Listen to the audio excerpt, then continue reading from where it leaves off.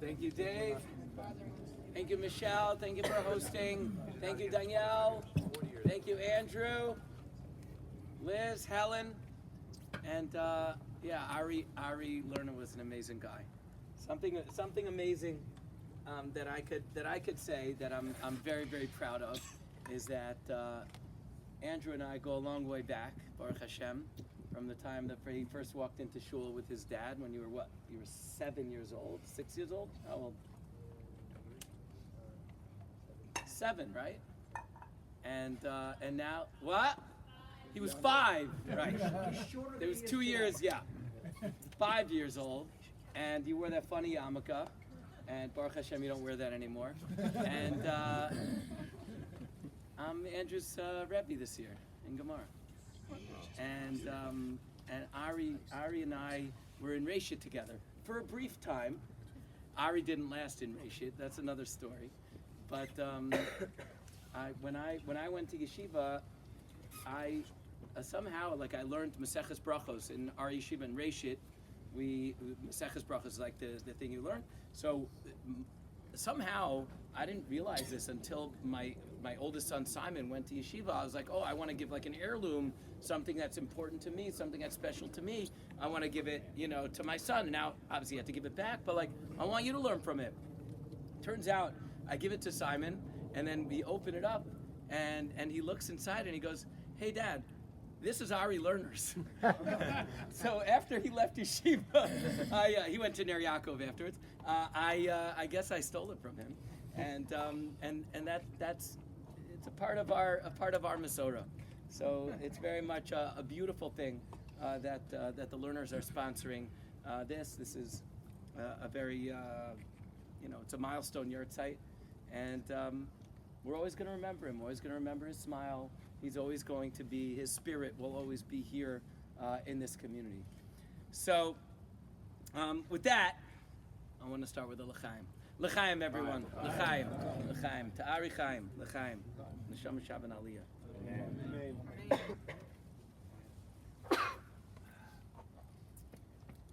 So, about the Seder, just in general, and I say this kind of every year, and sometimes I give you props to bring back to sort of model fashion. You're only going to get out of it what you put in.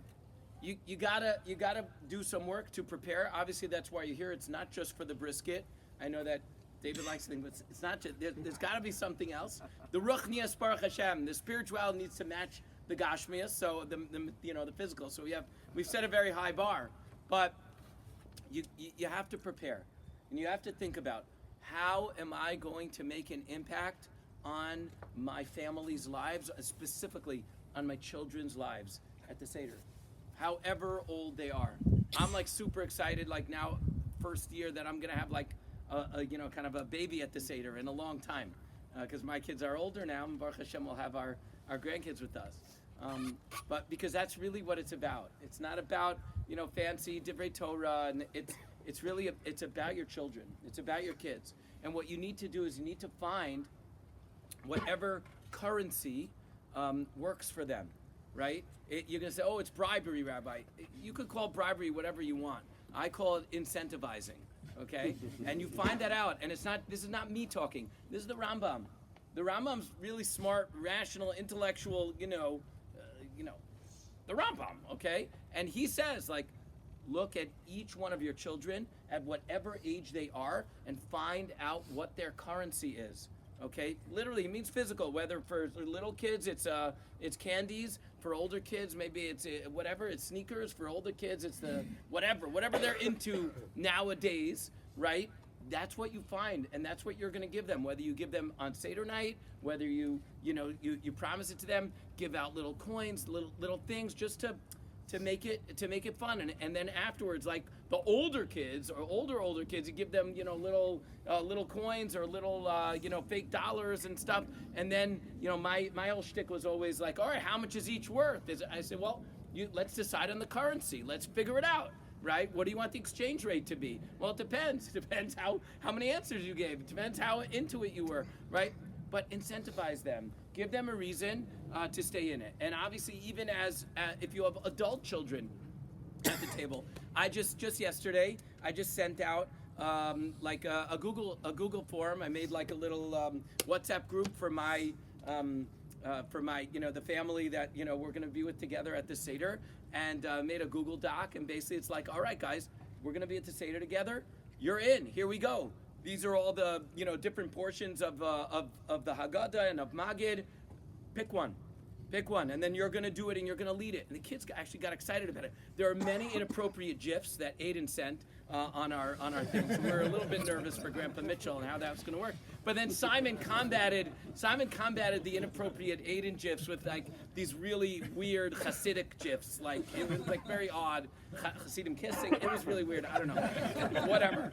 Mikvah. Okay. Anyways, but it got them excited, right? These are kids they're in their 20s. It got them excited. Oh, you're gonna do something. Don't worry. You don't have to hear Dad talking all the time.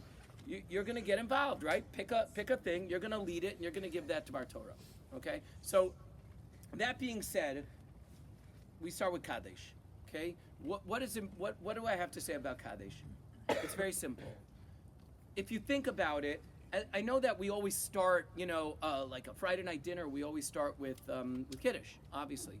But Seder night is different, as we know, right? Manish Tana. Seder night is meant to be different. And the question that's asked is, why would it be, if we do Kaddish or Chatz, right? We do Kaddish and then we wash without the blessing, without the bracha, why? It should be flipped.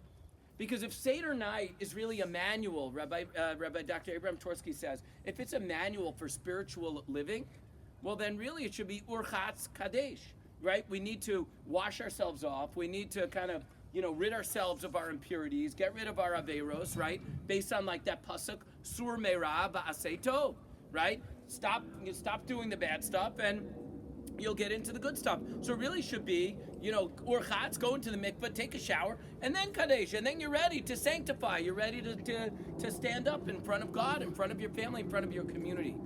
However, says Reb Torsky, that's not what happened on Seder night. In Mitzrayim, in Egypt, the Jewish people were not on a high spiritual level. We know they were on Mem Tetshari Tumah. They're on the 49th level of Tumah. They're on a very low level. Right? They were like really mired in Egyptian society and Egyptian culture. They're like, getting lost. And the latest Pew poll said that 25% of Jews who were born Jewish today are saying that they're not Jewish anymore, are not identifying as Jewish. 25% here in America. It's frightening, right? So, you have that. Like, let's rid ourselves of that, and then we could do Kaddish. But you can't do that, because that's what if Hashem would have waited for the Jewish people to have done that in Egypt, no one would have left. And we, as it is, we know that 80% of the Jews couldn't leave, and they died in Makah Choshech, in the plague of darkness. That's why Hashem gives them the Korban Pesach, and He says, Mishchu ukechu. Pull your hands away from Avodah Zarah. Oh, you're doing Avodah Zarah, you're doing idolatry, you're not whatever, you're completely not, Jewish or not identifying with this stuff. Just take your hands up from that and take a Korban Pesach, take a lamb, and smoke it, and eat. And that's going to be Judaism for right now, right? Think about that, right? Just come to shul. Just show up. I'm not going into shul. I want you in shul. I want you in the sanctuary. I do. We had a parlor meeting with guys like, like, I've never been in the sanctuary before. And we're like, it's cool. You're a good man. We like you, right? You did nicely. You know what I'm talking about if you were at the parliament, right? He was funny. It's true. I'm like, well, it's great. You're coming to shul. I'd like you to come in, but the reality is, Kadesh. Do what you can do. Do what you can do. Hashem's not. Don't wait for only if I could do it this way, then I'm gonna go. That's not the way to live. That's how it was when I grew up in Muncie. Didn't work with a lot of people. It kind of turned a lot of people off. Kadesh, do what you can do. Hashem just wants Anshe Kodesh Tiyunli. Hashem wants holy people. He's not looking for angels. He's not looking for, being the biggest tzaddik in the world. He's just looking for you to do what you can do. And that's Seder night. It's the secret of Seder night. It's a beautiful, beautiful lesson. Do what you can do. Say a bracha. Say a Shemona Esrei. Come to shul one day, whatever it is, Kadesh, and then Orchatz, and then we'll worry about Orchatz a little bit later. And it's a beautiful lesson to share with everyone, no matter what level, whether it's a little kid to a big kid, right? I mean, even so, to a big kid, we get it. It's like okay, I could say that Kadesh, good. Here we are. I'm not perfect. You're not perfect. But even same with our own kids, right? Sometimes we're hard on them, but maybe we're not hard on them, but they're hard on themselves, and they feel, oh, I didn't do it this right, and I should have done this, and whatever, right? Hey, Hashem loves you for what you can do. Look how much Hashem loved the Jewish people. They weren't worthy of any sense of redemption. You know what? We're going to be okay. Do your very best, and then we're going to take it the rest of the way. Shkoyach.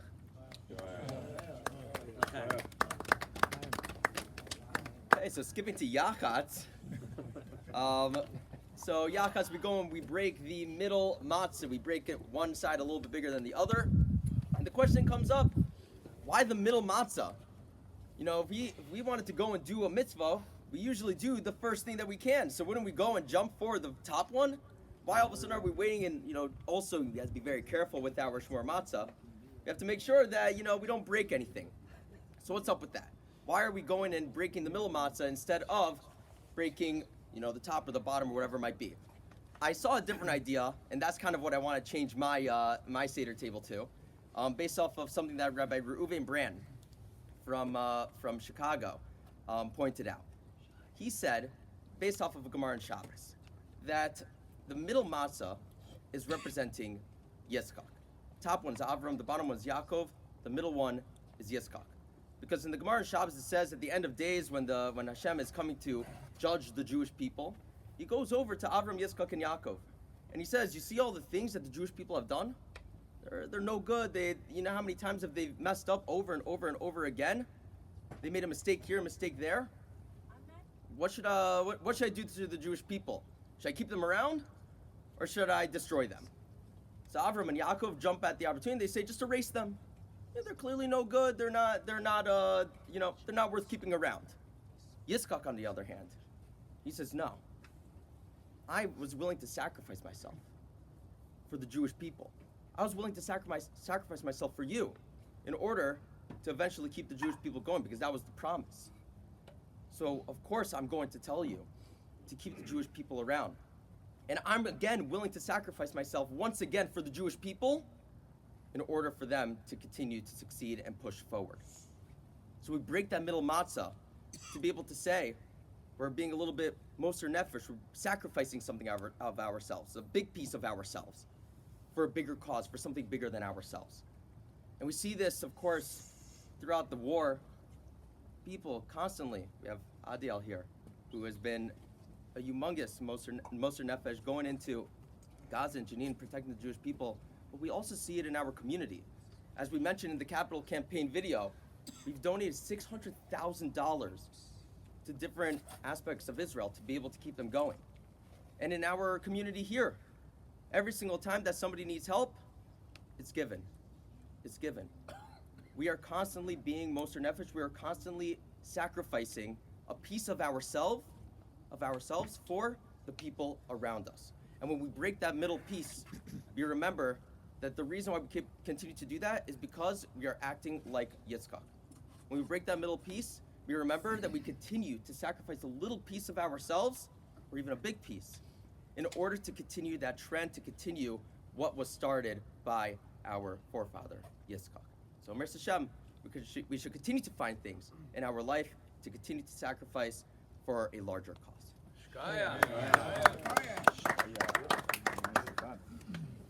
Okay, so I'm going to jump ahead for one right more so in a moment. I'm going to go back to Mani Shtab, but I want to jump ahead to there's a paragraph that starts by talking about how our ancestors used to be idol worshippers. That we come from a tradition actually of idolatry. Avram grew up in a house where that was how you worshipped. You worshipped, whatever man-made idols that you believed had some sort of power. And the question needs to be asked, what is this doing here? The point of the night is to tell the story of what happened to our people. I understand how we got down to Egypt as part of the story. I get that. And we do tell that story. Yaakov was wandering around, and then it ended up that, Yosef goes down. Okay, I get that part. Why are we talking about that our ancestors were idol worshippers? It's so not related to what we're talking about. And then actually right there in that paragraph, there's a pasuk that's quoted. And it's from, that proves the point that we were idol worshippers. That, Avraham grew up in the house of Terach. And so, that pasuk from Yehoshua is actually found in the last perek, the last chapter of the book of Yehoshua. And it's taken from a speech. It's the last speech that Yehoshua gives to the people.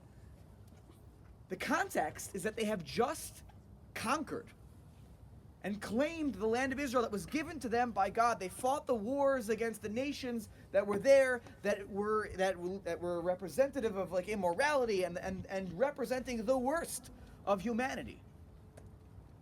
And at the end, he gives them this speech. And he starts telling them, go look at that speech. He tells them the whole history of the Jewish people. He says, where we came from? We used to be idol worshippers in this land. Look around. They were gathered together in Israel. Look around. Our ancestor grew up in an idol worshiping house in this land, and then we ended up, expanding the family a little bit, and then we ended up in Egypt, and he recounts the history of being enslaved in Egypt, and then we had to go through the desert, and we had to go through the troubles in the desert, and then we got to the land of Israel, and it was not simple, and we had to fight a war, and it was complicated. And he says, but here we are, and it's on us to make sure that we continue to follow in God's ways. And the people all respond in this amazing speech at the end of his life, and they say, we will not forsake God. Like, we appreciate what we have. We appreciate the land that we have. So this paragraph, while it seems out of place, actually speaks to this idea that when we tell a story, we have to tell the whole story. We start from the very beginning to understand where it all comes from. That we ended up in Egypt is not, it's not a story that started right there. Our people has a history that goes all the way back to Abraham. And at the Seder, we tap into the whole story. Right? We all can relate to the idea of the importance of people knowing the whole story. We live this in our time right now. When it comes to the modern state of Israel, sure, there is not context given to understanding how the Jewish people have a history in this land. And at the Seder, we make sure to mention our connection to the land of Israel. Because that is, the part of what's happening on Seder night is not just a story about what happened in the past. But remember that the Seder, and a lot of what was said at the Seder, some of these things, this passage was added in, was suggested by an Amora, by a rabbi who lived in the first generation in Bavel. He wasn't in Israel anymore. And this is part of this whole thing is that we are hoping for the future, for the return to the land of Israel, because this night, if we understand our whole story, this night is also about the future of returning to the land of Israel, about the redemption of our people. And that started here in the house of an idol worshiper where Abraham grew up, in this land, where he moved. Actually, yes, he wasn't an idol worshiper in that land, but he moved to this land and made this place his home. And so it's important for us to tell our story, to tell the whole story. And Seder night, Morris was talking about the importance of communicating to the next generation. This is an important point, to talk about our own stories. Why Yahadut? Judaism matters to us. The whole story. How do we come to this place where it matters to us? And that's what we're reminded on Seder night. We start with the whole story and appreciate our whole journey of getting there, and particularly also appreciating our connection to the land of Israel, which again was such a big hope for our people, and we shouldn't to this day take it for granted that it's something that we have, we can go, and we can celebrate and enjoy. Gaia. Beautiful. So on that note, a little word from our sponsors in Israel. I'd like to ask the Chevra from the OIC, Daniel and Yoni. Daniel. You want to come over here, please? Good evening, A lot everyone. of you have seen like these emails and WhatsApps. Like I'm sure you're getting it from all over, whatever affiliations you have with the. It's called the OIC Slate, the Orthodox Israel Coalition, and it relates to the the World Jewish Congress elections. And I'm thinking about Thinking local. Tzarchei, Yircha, Kodesh. Okay, go with it. Hi, good evening, everyone. My name is Danielle. This is also my friend Danielle. Actually, my wife's name is also Danielle, so that's quite complicated. But it's very easy to remember. We love everyone here. We accept everyone. ברשות בעל הבית, I'll say a few words about the reason I'm here. Next Shabbos, Be'ezrat Hashem, Motzi Shabbos B'Eretz in Israel, we're going to read the Haggadah of Pesach, and it says Ve'ish Amda, and that concludes, that ends when we say שבכל דור ודור עומדים עלינו לכלותנו, והקדוש ברוך הוא מציל לנו מידם. So Baruch Hashem, we were privileged enough not to also participate ourselves in the efforts of saving people. Actually, myself, Bemet, I feel Hashem took me hand by hand.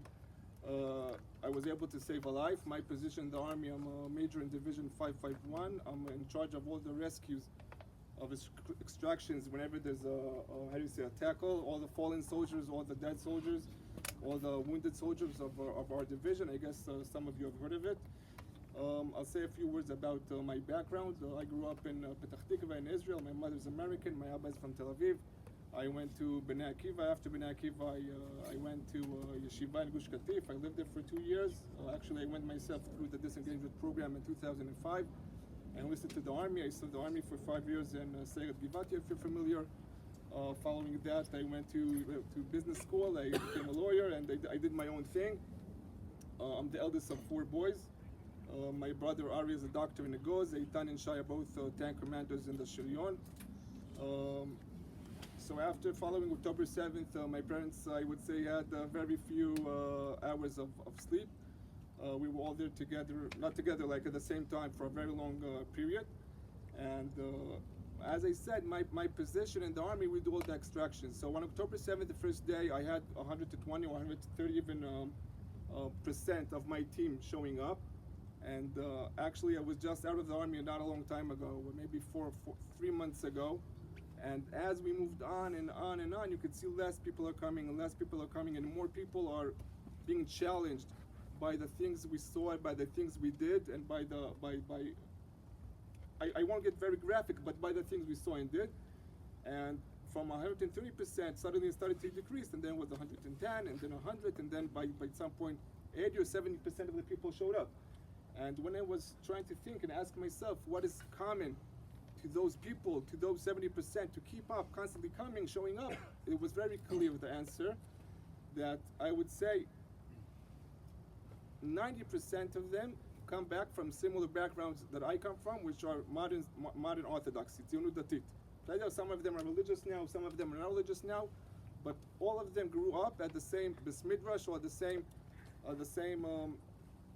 values we are sharing. I guess as the rabbi just mentioned, you all know that now in Israel, I guess, I'm not sure you all know, there are now elections both in the whole world.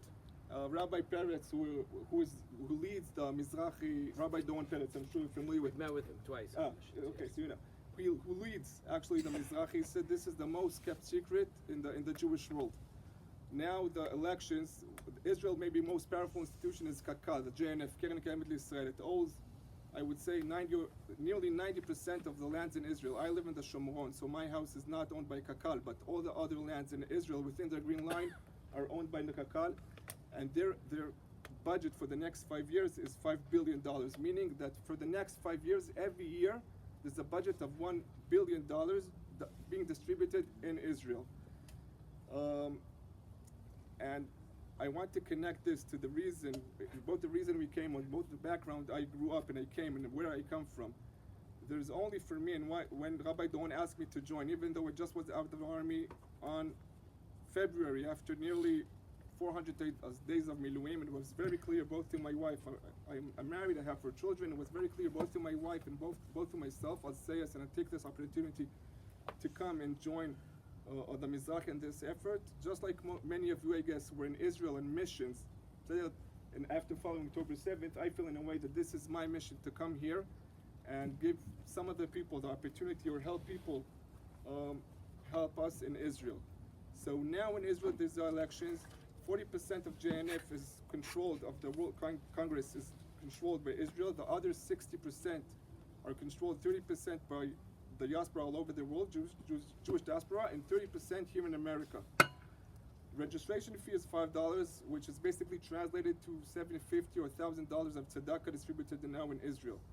And if you relate to some of the things I've said, some of the backgrounds I've gone to, some of the places I've went to, and you want to be affiliated with those places and keep on the support for the next five coming years, and make sure that the money, the support that's been allocated now in Israel goes to places or values you share. My friend Daniel and I would be here afterwards, and even now on your chairs after the rabbis will conclude.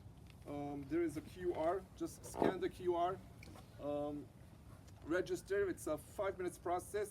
It costs $5, and then you just all vote for slate number 5. We will be here to assist. This is a matter of great importance for us in Israel. Either it's Datit, either in the Shomron, either in the values we all share. So once again, thank you very much. Thank you for your time. Chag Kasher v'Sameach.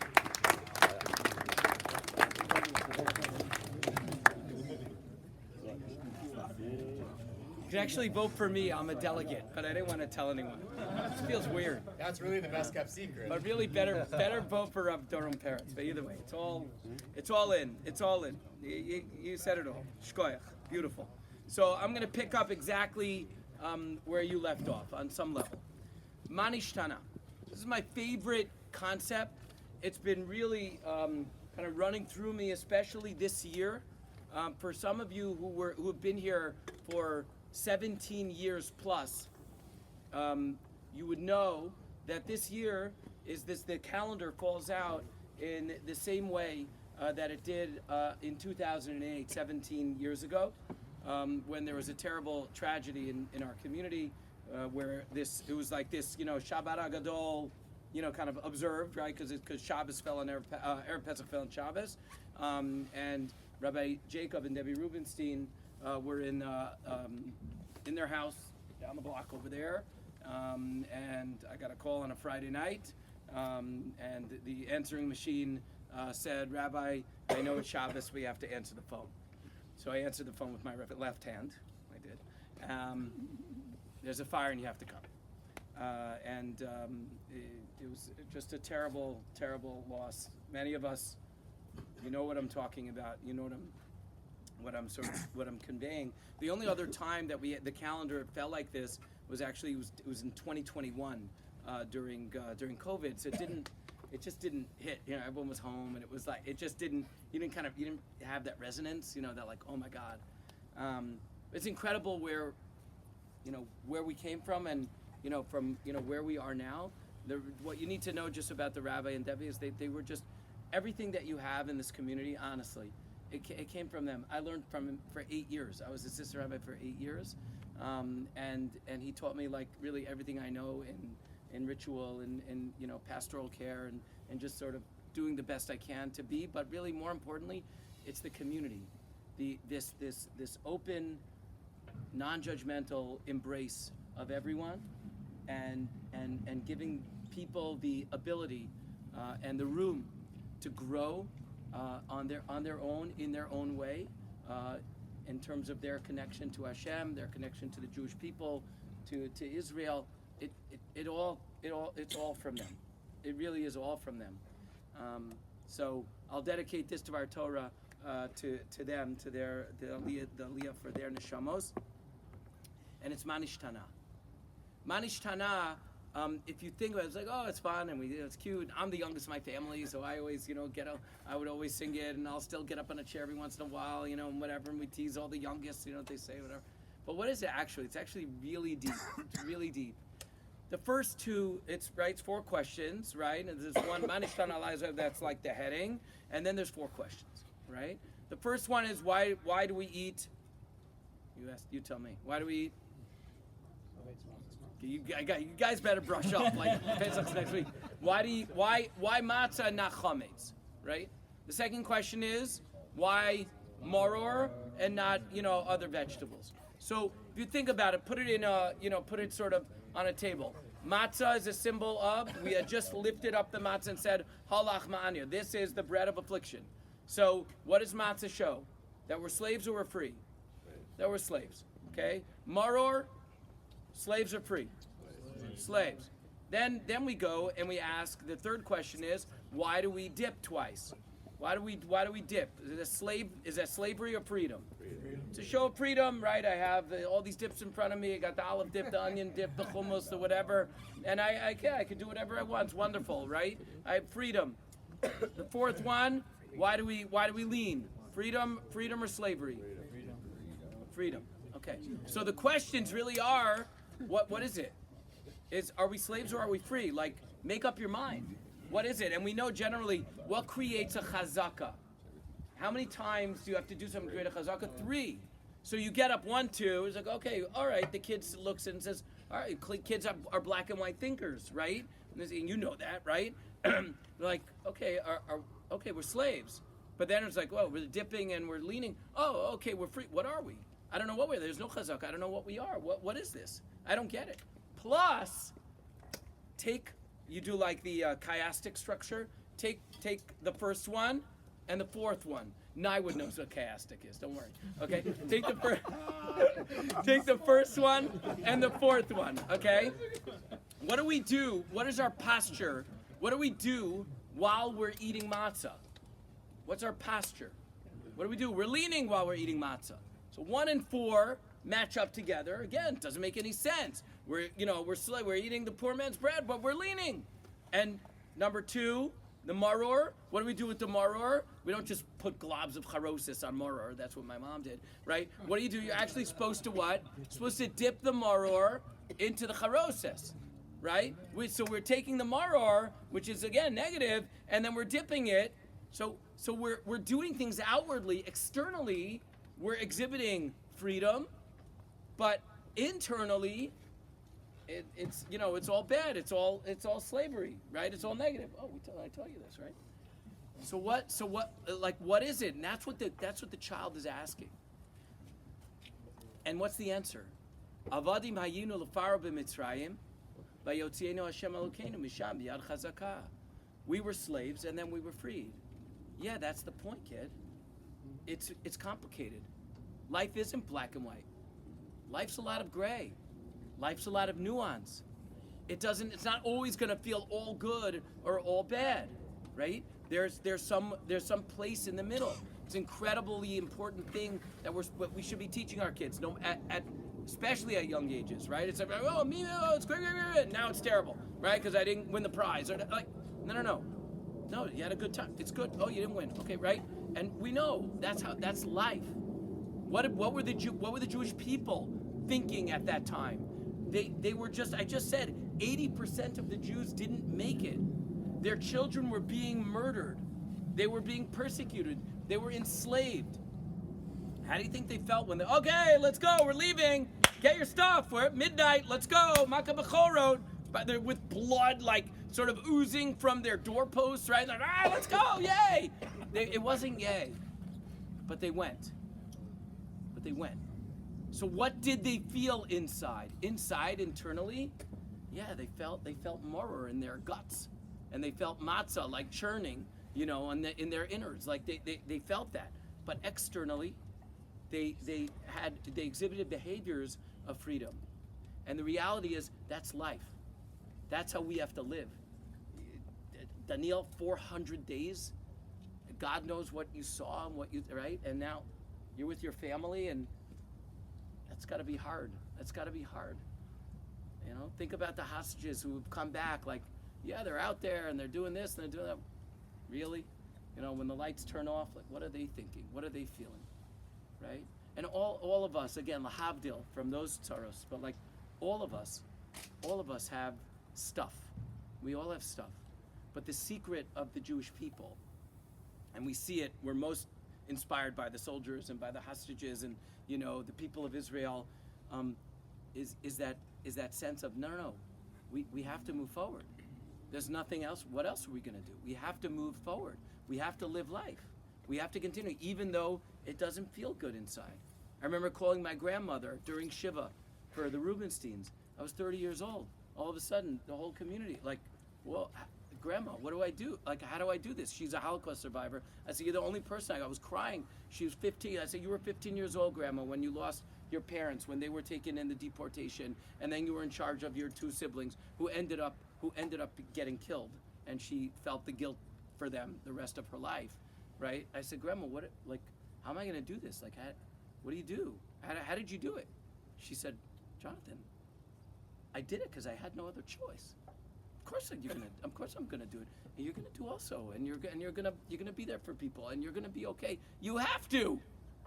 I wanted to lie down for 6 months and just plots, but I couldn't. Right? People need me.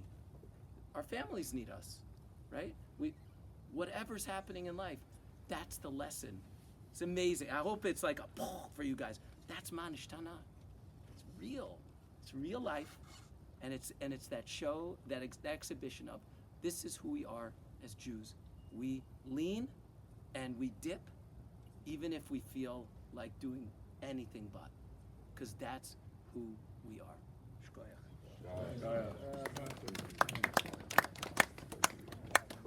Okay. So I wanted to speak about Vehi She'amda. You know, where Morrison just spoke so beautifully about sort of the duality of Manishtana. And one of the other highlight songs of the night that we all sing is Vehi She'amda.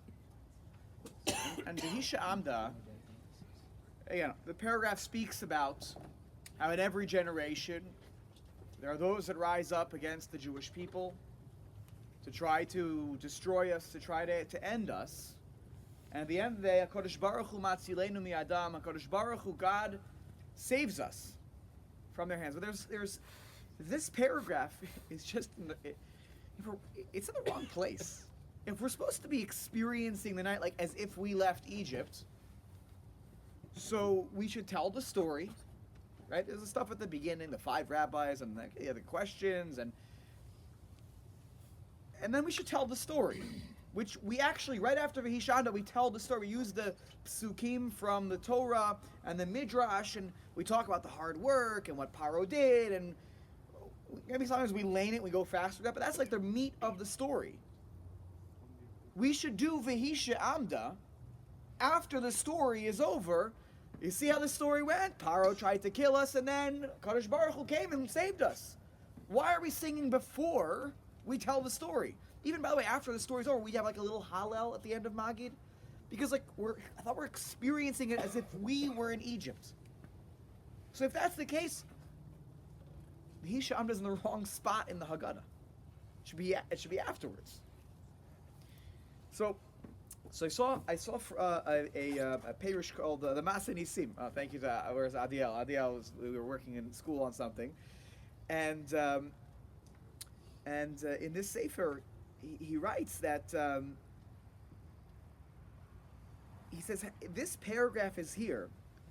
Shegam kein lazeh amar shegam kein lidorot shehi she'amda lanu ki af be'oto begalut. That even in the generations, this is here to give us a message. That even in the generations to come, that will be in exile, and there were many, and we're pushing for a Beit HaMikdash. Right? We want a full redemption. And we're in places that are far away. Umiruchakim k'tzat me'ashgachato. We feel like God is far away. You can go through all the tragedies, right? The Crusades, the first one, the second one, and the Inquisition, and Gzeira Tachmat. You can go through all and I've skipped over. There are many tragedies, and the Shoah, of course, and what happened on October 7th. Through all of that, he says, God promised us, though, that there will be a better day. There will be a better day. That all the galut and all of this will one day come to an end. It causes us all this pain and sorrow, but you have to remember that there was a promise that HaKadosh Baruch Hu matzilenu mi'adam. And so why is it here? Why is this section right before we tell the story? Because the most important thing that the Jewish people had to have in their time in Egypt in order to survive as a people, you have to have hope. If we don't think that there's going to be a chance for us to be our own sovereign nation, forget about it. It's over. If there's no tikva, right? There's no hope for 2,000 years, forget it. There's no state of Israel today. This is why it's before. Because this is something that has to be with us even in our darkest and our challenging moments. As a nation, by the way, this is also for personal life too. We all know if we go through very difficult times, that holding hope is so critically important to being able to persevere and push through. That's why V'hi Sha'amda is right where it is. Because we hold on to that hope. That was what allowed us. Paro tried to squash that hope. He did. And then when Moshe arrived on the scene, he gave everyone, oh, yes, yes. And Paro's like, oh, you're not working hard enough. Stop talking to Moshe Rabbeinu. Because Moshe was giving them hope. But ultimately, that hope won out.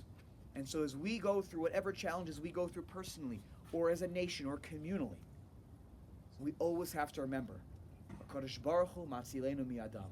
We don't know how it's going to happen. We don't know when, and it doesn't justify any of the suffering. But we have to continue to hope that HaKadosh Baruch Hu will be there to help us in our time of need. Amen. So, towards the end of our time in Magid, we go and we start dipping our finger into our wine, onto a napkin. However you might do it, you might try to evenly split them up, all the different dots. You might put them all into one little pile. Well, we go through Dam, Svardei, Akinim. We go through all the different plagues. And we end with saying that Rabbi Yehuda says that there's an easy acronym to remind us of the different makos that went on, the different plagues that have happened. And that is Titzach, Adash, Be'achav. Now, I don't know about you, but if I was woken up in the middle of the night and someone said, go and tell me what all the different makos are, go and tell me all 10 makos, I wouldn't be like, oh, I forgot the acronym that tells me about all the different makos. How am I going to be able to go and tell this person of all the different makos? This acronym seems a little bit useless. Well, what are these words? What are these acronyms at the end of the day for us to be able to use, for us to be able to utilize, to remember the makos?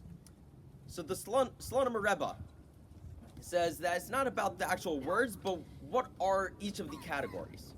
He says the first 3 makos, if we remember, is representing things that have happened from the ground and below.